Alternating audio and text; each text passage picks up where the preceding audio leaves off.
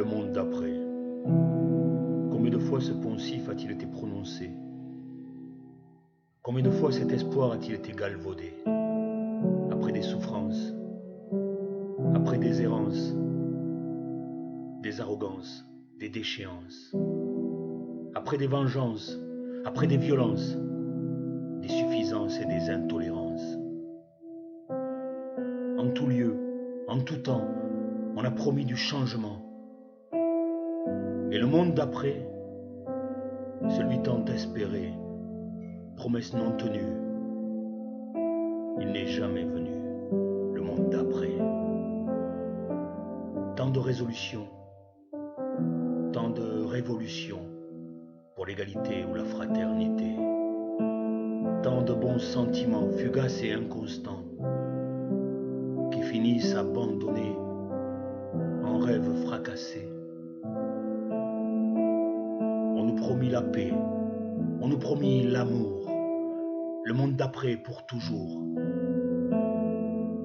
Mais voilà, toujours la haine, toujours les guerres, toujours la faim, la pollution et la misère.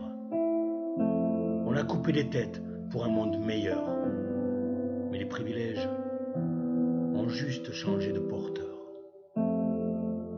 Alors, pour pas désespérer, régulièrement on nous fait le coup du monde d'après. Après les guerres, ce sera la paix. Puis vous verrez, après. Quelle belle et folle espérance, un nouveau départ, une nouvelle chance. À chaque fois on nous dit fort et fermement, ce sera plus pareil, on va tirer les enseignements. On y a cru au monde d'après mai 68, au monde d'après la chute du mur de Berlin, le monde d'après l'apartheid. La France Black Blanc Beurre d'après 98, la France unie d'après le Bataclan.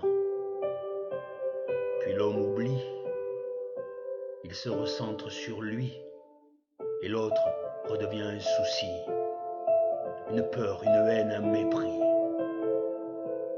Et voilà qu'aujourd'hui, on est prêt à replonger dans cette tromperie du monde d'après,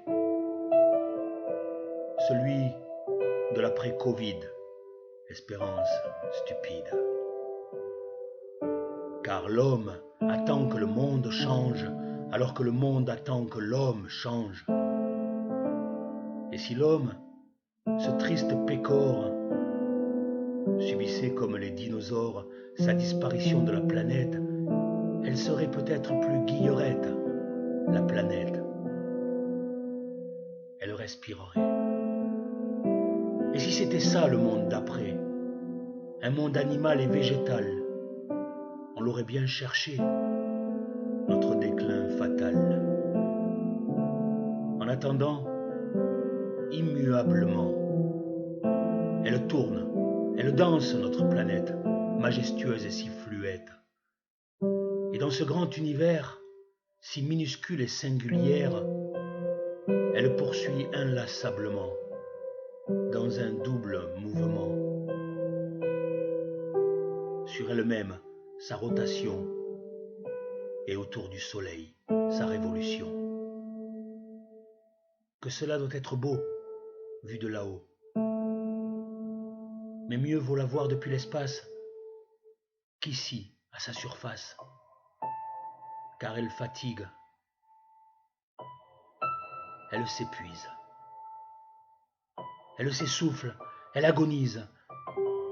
Elle voudrait bien d'un homme d'après, un homme conscient de l'urgence et du danger, un homme qui préserve et qui protège, pas un homme qui détruit et désagrège, un homme d'après, pour construire enfin et vraiment le monde d'après, plus fraternel, plus juste et plus vivant.